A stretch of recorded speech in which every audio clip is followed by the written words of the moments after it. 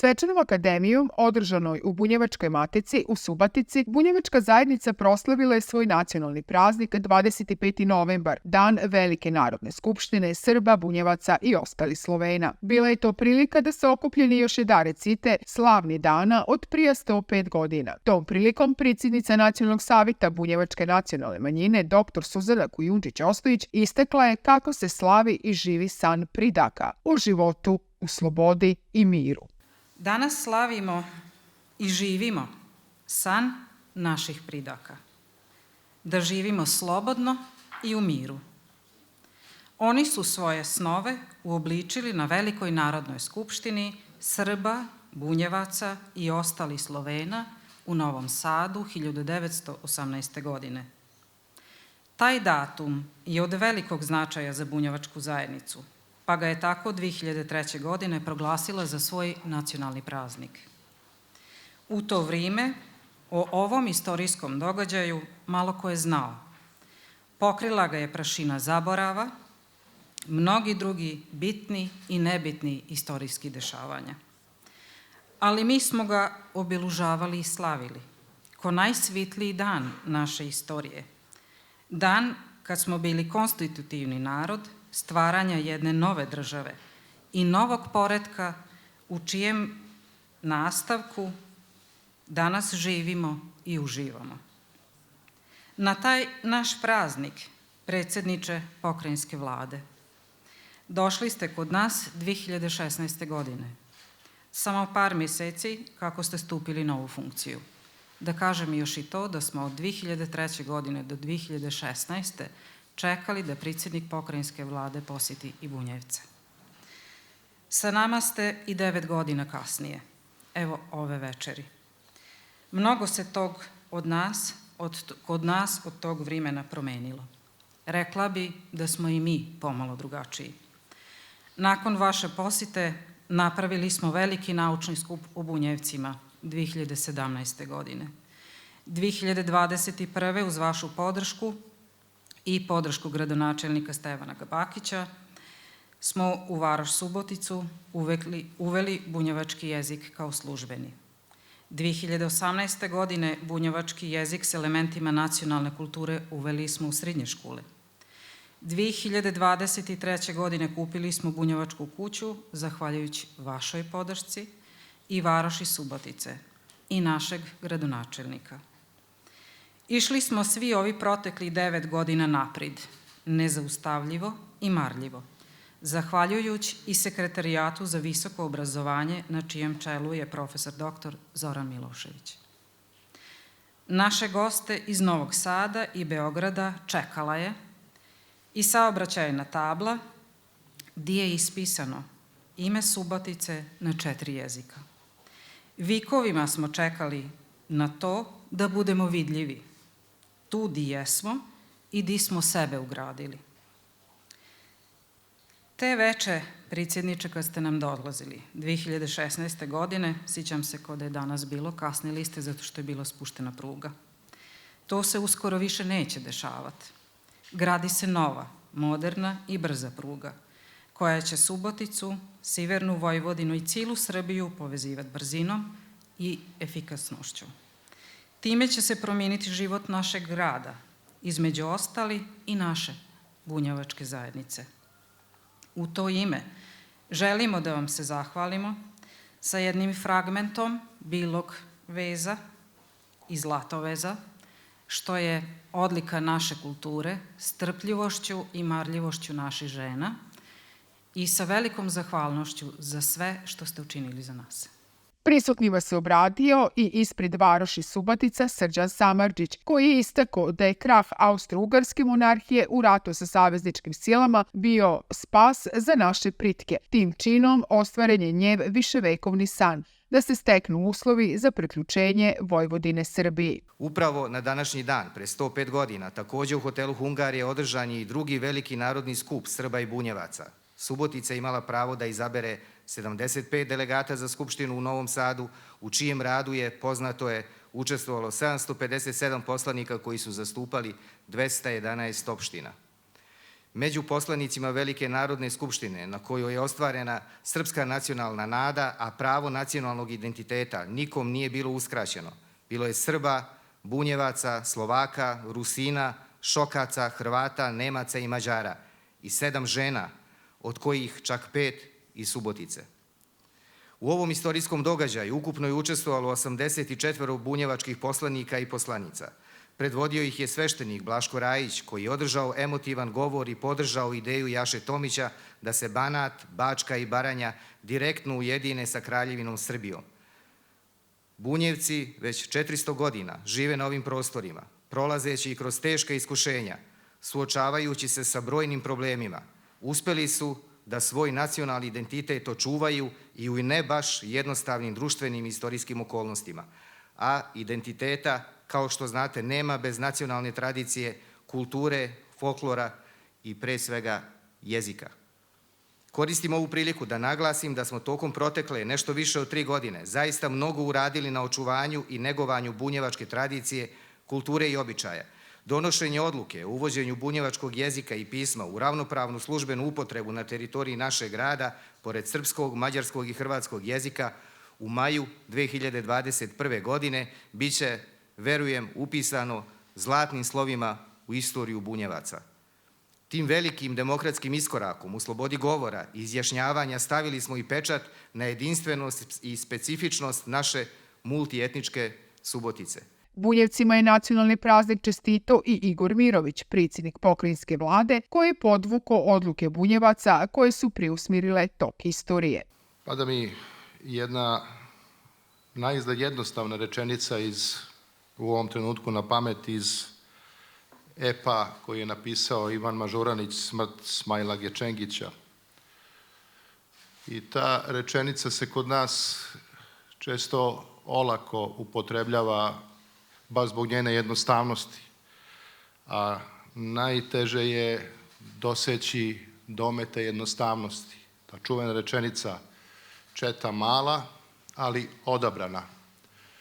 I po opisu ili po merenju ili po nekakvom drugom objektivnom razmišljanju o Bunjevcima koji danas žive, stvaraju, rade i bore se zajedno sa nama u našoj zemlji, nekako najviše ova rečenica pristaje Bunjevcima. Četa mala, ali odabrana, jer je uspevala i uspeva da kroz veoma teške periode naše istorije, naše zajedničke istorije, sačuva ono što je najvrednije, da sačuva dostojanstvo, da sačuva čast, da sačuva svoju kulturu i da sačuva naše zajedništvo. I da u toj borbi za zajedništvo, da celu sebe. I to je možda nešto na čemu će naš srpski većinski narod uvek sa nedovoljno reči iskazivati svoju zahvalnost, ali uvek sa velikom verom i ponosom da smo kroz teške trenutke istorije bili zajedno, pa i večeras kada obeležavamo 105. godišnjicu od održavanja Velike narodne skupštine u Novom Sadu, kada smo u tom prelomnom istorijskom trenutku bili zajedno kao i danas, kada 105 godina nakon Velike skupštine obeležavamo ovaj veliki bunjevački praznik. Dozvolite mi da vam još jednom čestitam ovaj veliki praznik i da obavezan sam da se kratko osvrnem i na događaje iz te kasne jeseni 1918. godine i da još jednom izrazim duboko poštovanje za ulogu bunjevačkog naroda u njima. Tačno je, Subotica je uz Novi Sad bila jedan od 2 ključna grada za sve ono što će se desiti tog 25. novembra 1918. Ključni događaj u Subotici bilo je formiranje Bunjevačko-srpskog narodnog odbora. Želim da pomenem ljude koji su poput Blaška Rajića, Albe Malagurskog, Stipana Matijevića, Šime Milodanovića, Jovana i Vladislava Manojlovića učestvovali i u tesnoj koordinaciji sa Srpskim narodnim odborom iz Novog Sada, pripremali Veliku narodnu skupštinu i učestvovali i realizovali taj snažan istorijski tok na kojem se na indirektan način i mi danas nalazimo. 757 poslanika je zapravo odlučilo našu sudbinu. Uz to, među njenih 8 predsednika bio je i Babijan Malagurski, a uloga Blaška Rajića je zajedno sa Jašom Tomićem bila ključna svakako na tom velikom istorijskom skupu. Pomenuću i 7 žena, od kojih su tada prvi put njih 4 bile bunjevke i učestvovale u radu Velike narodne skupštine: Mara Malagurski, Katica Rajčić, Olga Stanković i Manda Sudarević. Namerno pominjem imena jer smo veoma često skloni da zaboravimo one ličnosti koje posebno u bezličnim trenucima i u trenucima bez ličnosti, a takvih trenutaka biva i u našoj savremenoj istoriji, budu zaboravljene. A ovo potvrđuje koliko su bunjevci uticali na donošenje odluka koje su definitivno preusmerile tok istorije. To je primer zrelosti, odgovornosti, to je primer samosvešća jednog odgovornog naroda u velikom istorijskom trenutku i u prelomnom istorijskom vremenu. Tu ulogu niko i nikada neće moći ni da izbriše, ni da zaboravi.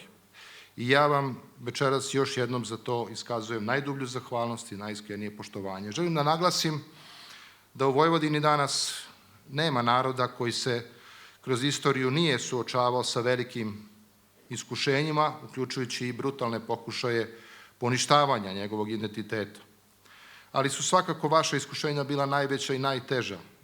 Odolali ste im, kao što sam na početku rekao, kao četa mala, kao narod koji nije po broju veliki, ali velikih po srcu i po odgovornosti i prema upornosti, da i danas, kao i uvek, uzdignute glave stojite među onima koji Vojvodinu čine skladnom u njenim različitostima i lepom u njenoj raznobojnosti. Hvala vam na tome. Ostanite ono što ste uvek bili, što i danas jeste.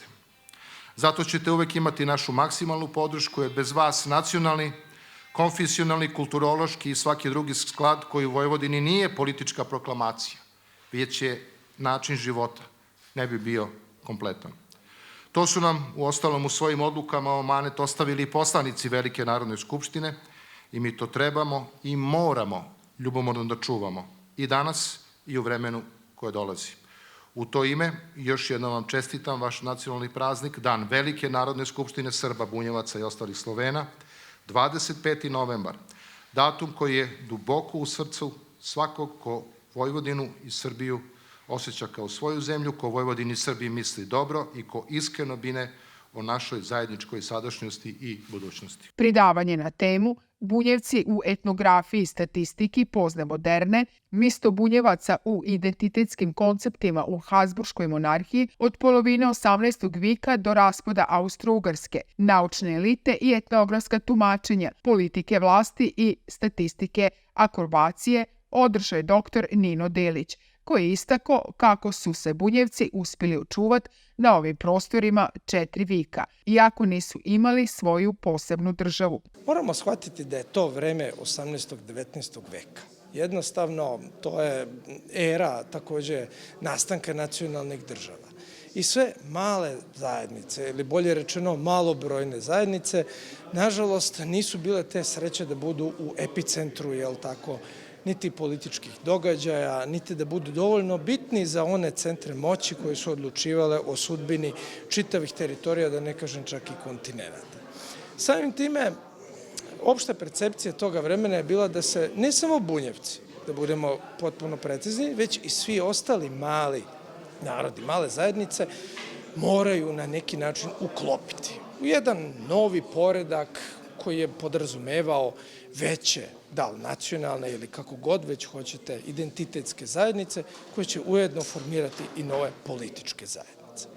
Ono što je fascinantno, što treba negovati i u budućnosti, to je upravo ta istrajnost jednog naroda koji je 4 veka izdržao, kao što kažete, bez svoje države, u jednoj drugoj državi gde nije bilo baš ni velikih mogućnosti da razvija niti svoj jezik, kulturu, nacionalne institucije i tome slično. I mislim da je posle 1918. godine u principu su se bili stekli jako dobri uslovi. Naravno, politika i posle 45. i posle 90. godina i tako dalje, uvek ima neki svoj ponekad pozitivan, nekada negativan uticaj, a danas, nažalost, vidimo jedan sasvim drugačiji uticaj, a to je prirodna asimilacija, ali isto tako i odlazak ljudi, pre svega mladih. Smanjenje broja bunjevaca ide paralelno sa smanjenjem broja svih ostalih ljudi, kako u Vojvodini, tako u Srbiji, a nažalost moram da kažem i u čitavoj Evropi. To je posledica onoga što zovemo demografskom krizom ili belom kugom, odlaskom mladih ljudi i ja bih onda uputio apel da se poradi pre svega na tom pitanju.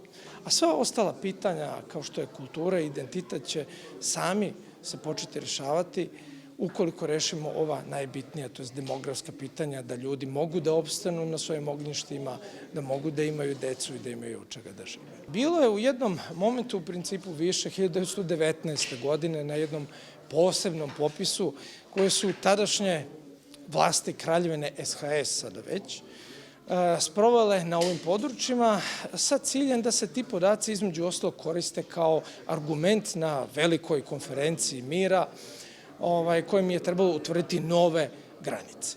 Na tom popisu, koliko se sećam, samo u Subotici je bilo 65.000 bunjevaca, a u još široj okolini još i više. Istina, nisu sva bunjevačka mesta na kraju i ostala u Kraljevini Srbiji i kasnije Kraljevini SHS, neka su ipak ostala u Ugarskoj, odnosno Krnjoj Ugarskoj, kako ju Mađari su zvali. Međutim, to je, nažalost, moć politike, a u kasnijem periodu Bunjevci, kao što se već i malo čas bio rekao, oni su narod koji je uvek bio bilingvalan, mora da bude bilingvalan, jednostavno ovo je međa gde se susreću različiti narodi i samim time dolazi i do prelaska identiteta prirodnim putem, što ne znači da ti ljudi su u potpunosti zaboravili svoj bunjevački identitet. Čak i oni koji se možda na popisu eksplicitno popišu kao neka druga nacionalna zajednica, oni svakako da imaju svoje sećanje i na bunjevačku ili na neku drugu nacionalnost po nekoj redu.